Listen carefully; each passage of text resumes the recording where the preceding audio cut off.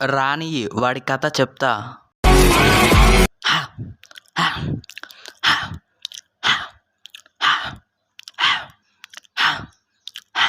గంట అయిపోయింది, ఇంతవరకు ఏ గొంతుకాయ కొరకలేదు, నరాలు లాగిస్తున్నాయి.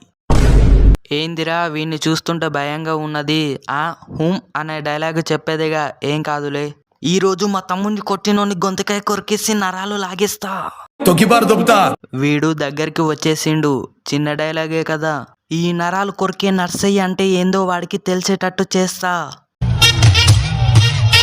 ఈ ఇంట్లో ఎవడో మా తమ్ముడిని కొట్టినాడంట, వాడెవడో తెలుసారా నీకు? దేవుడా. అమ్మా 20,000 వచ్చేసినాయి.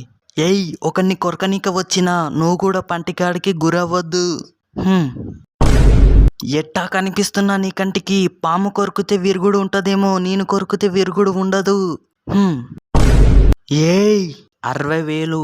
ఈరోజు నిన్ను కొరికి నరాలు బయటికి లాగకపోతే మా అబ్బాకి పుట్టలేదురా నేను.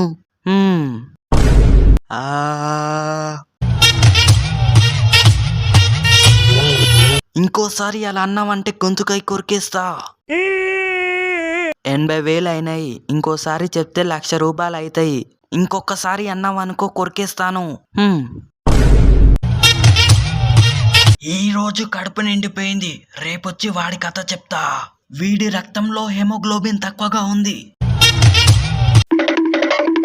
ఒరేయ్, 1,00,000 రూపాయలు సంపాదించేసినవురా. వీడు వేస్ట్. 1,00,000 రూపాయలు సంపాదించి ఏమి ప్రయోజనం? చివరికి వీడు లేడు. అందుకే డబ్బులు చూసి ఆశపడొద్దు. ఒక్క పనికి ఎక్కువ డబ్బులు ఇస్తున్నాడంటే అంతే రిస్క్ ఉన్నదని అర్థం. కాబట్టి డబ్బుకి ఆశపడి లైఫ్ని రిస్క్లో పెట్టుకోకండి.